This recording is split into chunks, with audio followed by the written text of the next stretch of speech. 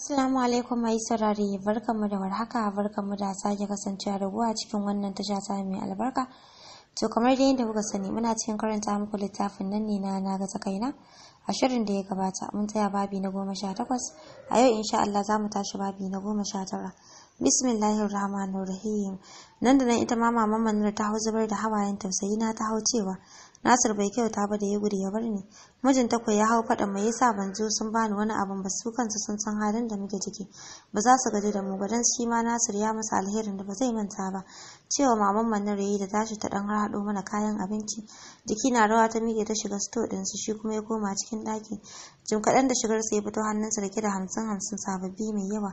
Ya miƙo min, jiki na rawa na amsa na fashe da kuka ina zabba masa godiya. Shi ko ya ce 5,000 ne dan Allah ki jajari ko yaya ne ki rinka wani sana'ar gida da zai na shigo miki da kuɗi, Allah yana sane da ku. Wata rana sai labari Allah ya dawo da Nasir lafiya, ya riga rufa asiri. Ba zan taɓa manta mutane a rayuwata ba, duk kankantar alheri idan kaman ba na mantawa. Shi yasa har na mace ina yi wa mutanen nan addu'a da cewa duniya da lahira. Sai da ya fice daga gidan da ya ga ina ta masa godiya, maman Manar kuwa ta kusa ciko min bakin buhu da kayan abinci har da suturin yaranta da za su yi wa wasu daga cikin yarana. Ni ma ta bani anata wajen kala 4 ne, ina fama da rashin sutura har 'ya'yana. Har bakin titi ta rako ne na rinka zabga mata godiya. Tana tafiya na fara zabga sauri. Yashin ma taba kuɗin da suka bani na hau mota nake saboda kar ya kare. Ina isa gida an tarar da duk sun yi rubda ciki suna hawaye. Har da Zahira da take da juriyar yunwa.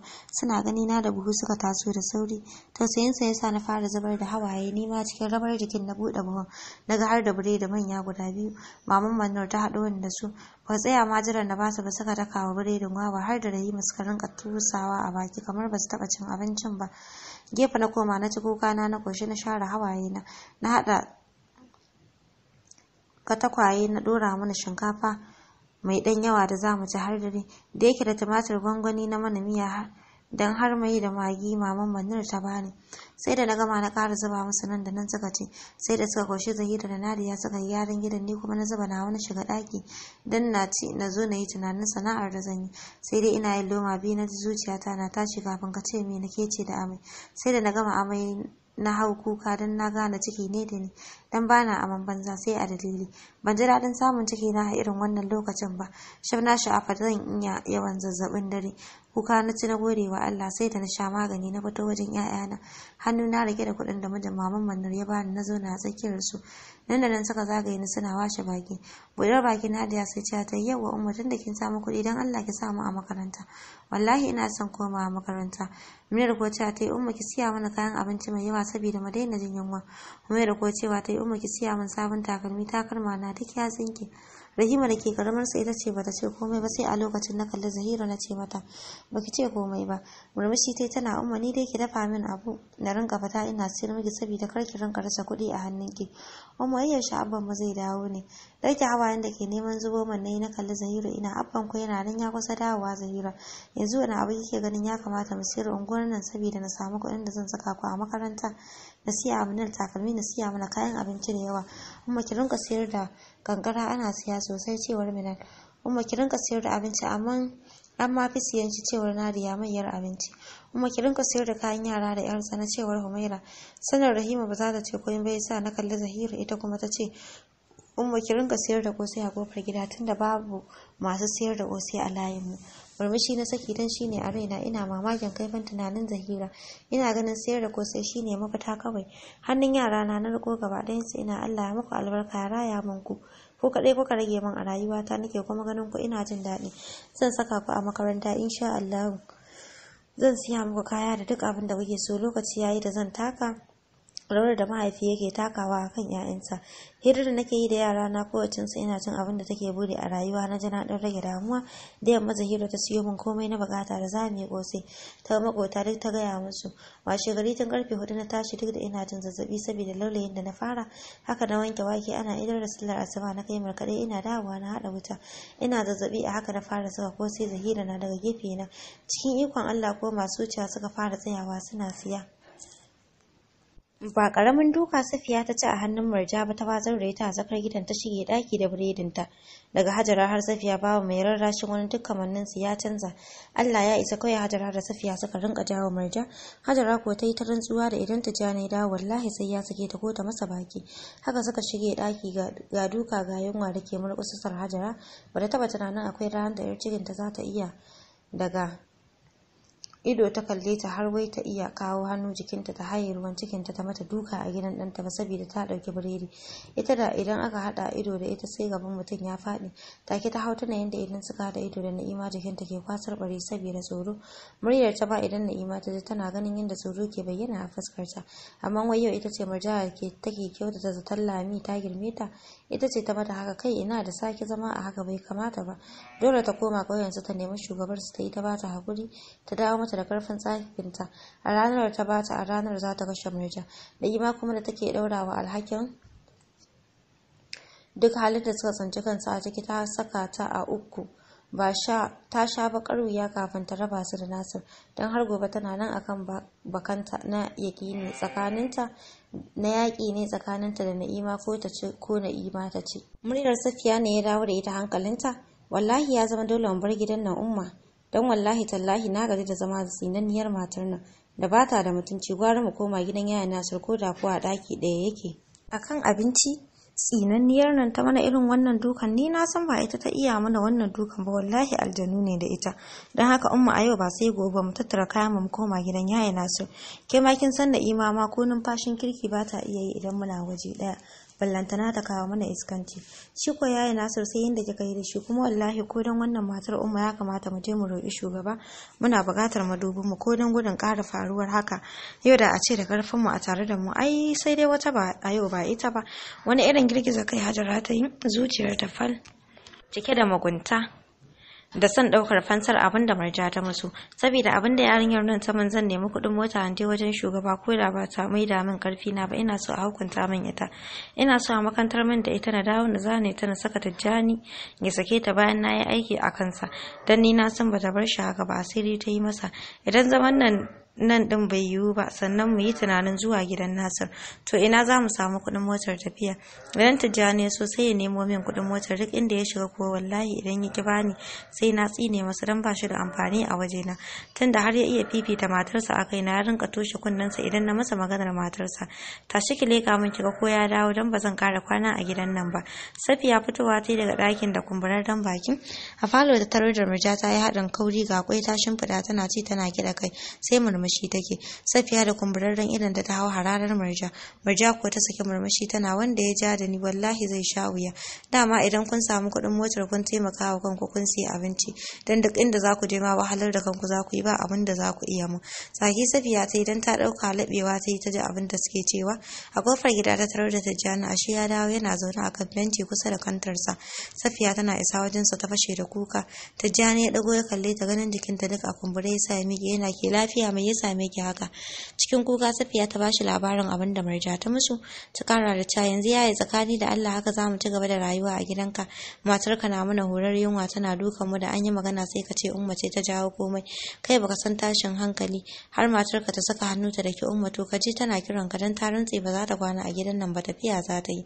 Murjar ce ta dake Umma akan abinci Tijjani ya ce cikin mamaki bai tsaya ma jiran mai Safiya za ta ce bai shiga gidan sai dai mai suna shiga falon suka ga Murja a kwance a ƙasa tana ta numfarfashi kayan jikinta duk a yayyage jikinta ya wani kumbure yana ta kyalle kamar wacce aka yi wa shegen duka.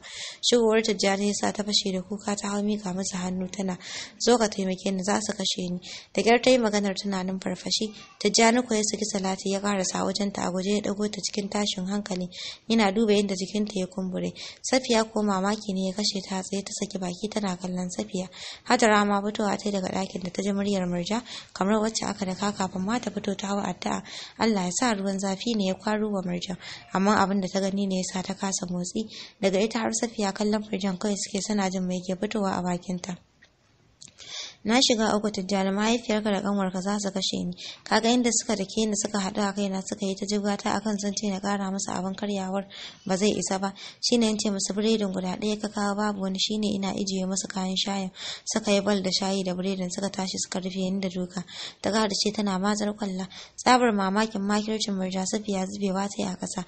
Tana yaushe muka da keke, a yaushe kika ba mu shayi da biredin. Ki ji tsoron Allah, ke kika da ke mu ko mu muka da keke. Tijjani kuwa tuni idan sai kaɗa ya ja, halin da ya ga Murjan ya bala'in ɓata masa rai. Miƙewa ya a fusace na, a gaskiya na gaji. Wallahi na gaji umma, akan me za a rinka dukan matata? Akan abinci kuka haɗu kuka mata irin wannan shegen dukan? Umma wallahi ba zan iya ba. Dan ni ba Nasir bane ba, ku bar ni mana in ji da masifar da nake ciki. Akan me za a zo a kara min wani, a rinka daga iyali na hankali? A haka ka sako matar Nasir a gaba, yanzu kun bar kanta kun dawo kan matata. To a gaskiya ba zan yarda ba, na gaji. Umma ki koma gidan Nasir, kawai kashe ta kuke so ku yi akan abinci.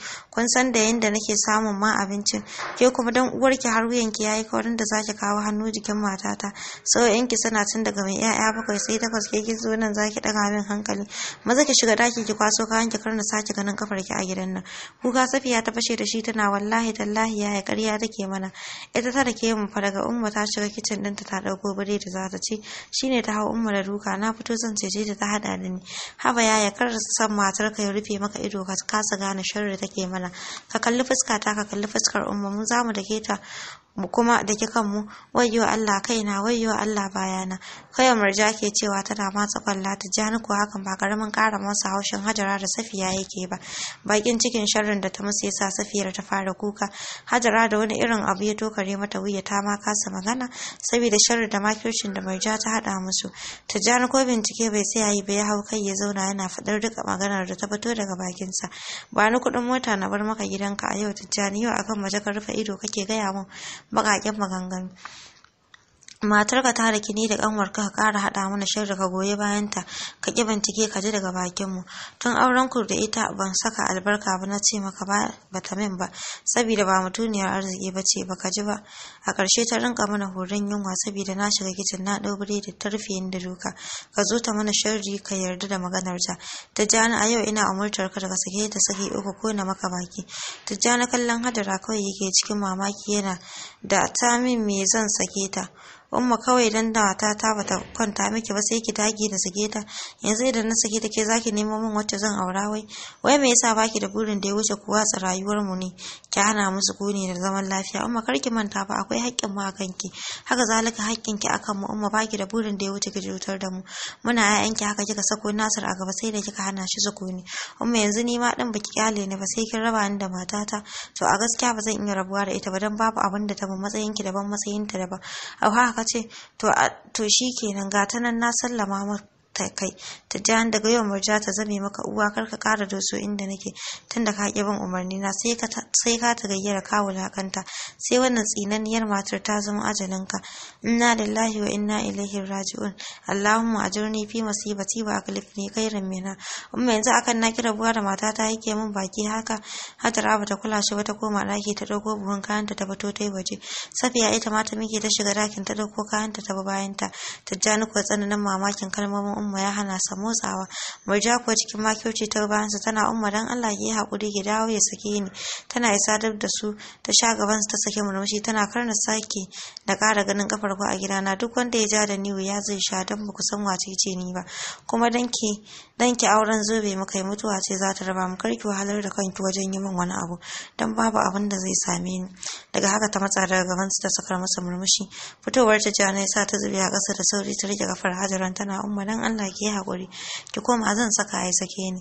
Tsabar bakin ciki Hajara kasa magana ta yi har Tijjani ya ƙaraso wajen su ya miƙa Safiya kuɗi. Safiya ta ɗauke kanta ya duka mata tsawa kamar zai kai mata duka, ta yi saurin juyowa ta karɓi kuɗin. Shi ko Tijjani ya ce Allah ya kiyaye ya hanya umma, idan kin huce za mu zo. Daga haka ya juya ya koma ciki. Murja kuwa ta masu gwalo ta bi bayansa. Daga Hajara har Safiya ba wanda ya iya magana har suka isa tasha suka hau mota. Sai da motar su ta ɗau hanya Hajara ta rufe fuskarta ta fara kukan bakin cikin abin da Murja ta musu, yadda take jin zuciyarta za ta samu ka daga Murja har Tijjani za ta iya kashe su. Sai a yanzu ta gane Nasir dan halak ne, yana kuma mata biyayya. Na'ima ce dai ta tsana, ta kasa bin umarninta karo na farko da ta yi nadamar abin da ta yi wa Nasir. Na'ima ta tsana ba Nasir ba, da ta sani tun farko Na'ima ta san yadda aka yi ta kau da ita, duk da Na'ima duk abin da take ta yi don ta cimma burinta ta kasa samun galaba a kanta. Bata san me yasa yaran nata maza suke kin mata biyayya akan matansa ba.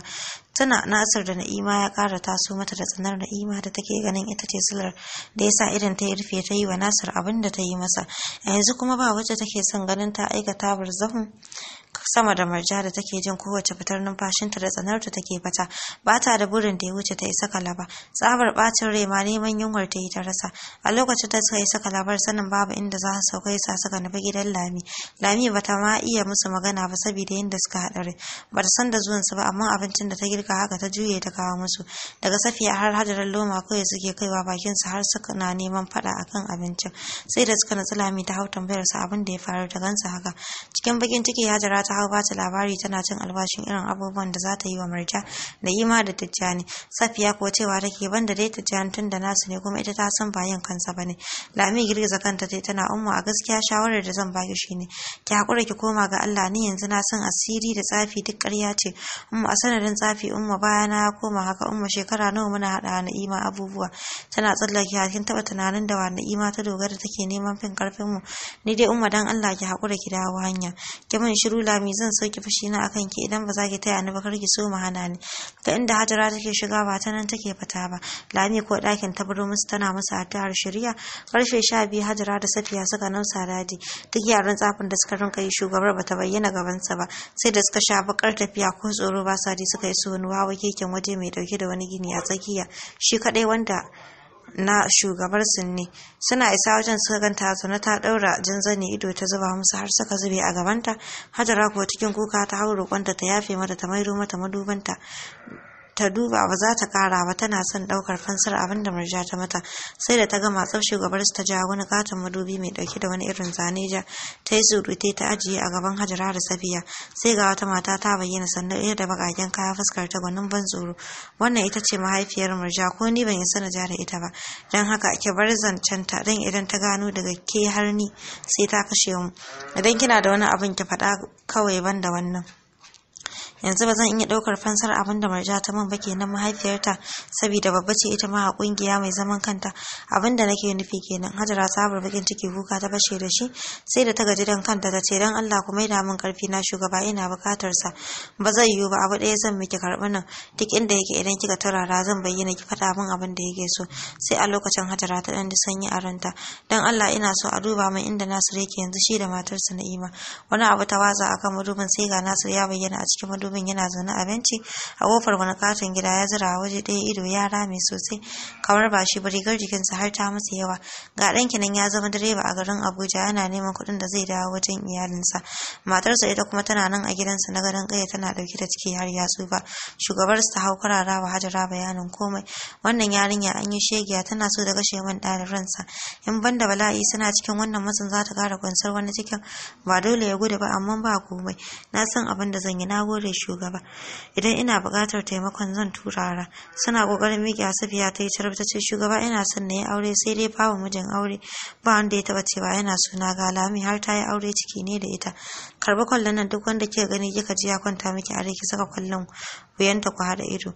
Da tsananin farin ciki suka dawo. Duk da ƙasar ran Hajara ba haka ta so ba ta so koyaya ne ta ci galaba akan Marja. A takaice kwanan su uku suka shirya suka karbi kuɗi a wajen Lami suka dau hanyar Kano. Na'ima sosai nake samun buɗe ta sanadin siyar da zobo da ruwa. Zuwa yanzu zan iya cewa idan akwai abin da yake damuna bai wuce rashin Nasir ba. Har a rashe na shiga ina tara kuɗi saboda cikin da nake dauke da shi. Sosai nake yaddar Allah ya sa kafin na haifa Nasir ya dawo. Ina so na ya dawo kafin na haihu. Cincin din da nake yi da dankali da yamma shi ma ba karamin cinikin sa nake ba.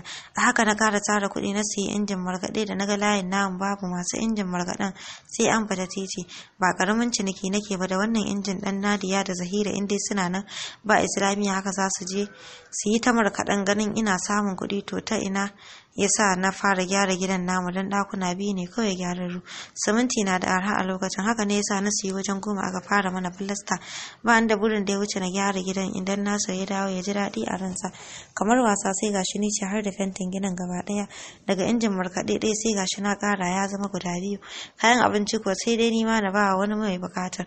Yanzu da muka samu kwanciyar hankali ba da burin da ya wuce ganin mijina ko na san halin da yake ciki. Har makarantar Islamiyya ta Zahira nake zuwa da waina na roki malamin ya raba wa almajirai ya taya ni da addu'a akan Allah ya dawo min da mijina lafiya. A haka wata rana da daddare wajen karfe 8 na idar da sallar isha'i Zahira tana tsakar gida tana markaɗe, Sinadiya kuma suna tsakiyar falon da na saka wa leda suna homework ɗinsu, ni kuma ina daga ɗaki na. Haka kawai na ji gaba na yanke ya faɗi na ba gaira ba dalili. Haka ne yasa carbi na rike a hannuna na turo ciki na fito na tsaya a bakin kofa ina kallon Sinadiya jefi kuma ina kallon tsakar gidan saboda kofar falon a buɗe yake. Zahira na tsaye tana ta markaɗen.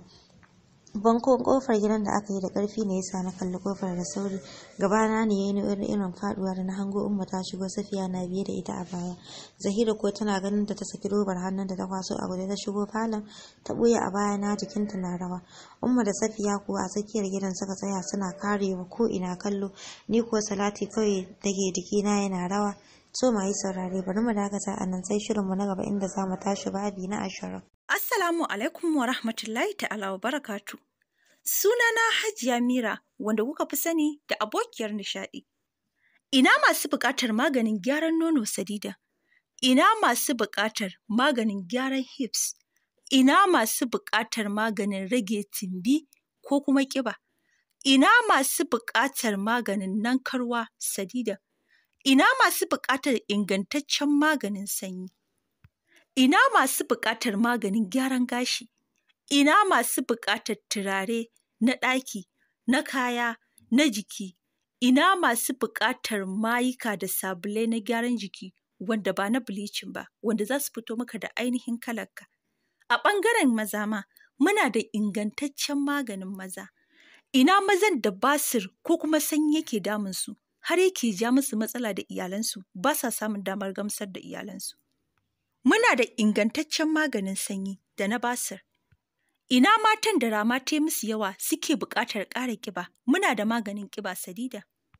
Ina matan da suke fama da ciwon mara musamman a lokacin al'ada. Ina matan da suke fama da ciwon mara ko da ba lokacin al'ada ba. Ina macen da take fama da buɗewar gaba wanda kin yi na matsin har kin gaji, da zarar kin sadu da mijinki sai ya ƙara buɗewa. To muna da ingantaccen magani na matsi. Ina matan da suke fama da bushewar gaba wato rashin ni'ima. Muna da magungunan ni'ima Sadida. Muna da sirri na zaurawa da 'yan matan da suke buƙatar samun mazajen aure. Ina 'yan matan da tsautsayi ya faɗa musu ta hanyar yi musu fyaɗe suke kuma buƙatar su dawo da martabarsu wato budurcinsu.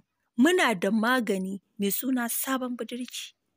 Sannan a ɓangaren mallakoki ma, muna da mallakoki iri daban-daban, kamar su Umar mallaka, hatsabibiyar mallaka, mulkin mallaka, hatsabibin ruwa, tsimin lahaula, taƙadiriyar mallaka, mallakar gado, mallakar ƙarin kunama, baƙar mallaka. Muna da magunguna ingantattu wanda ba za su lissafu ba. Idan kin san kina fama da ɗaya daga cikin matsalolin da na lissafo, karki ƙasa a gwiwa wajen tuntuɓar kamfanin Mirabi Herbs kayan mata. Sannan muna iya aika magungunanmu ko ina a faɗin duniya. Sannan magungunanmu ba a samun su a kasuwa, a wajena kaɗai ake iya samun maganina.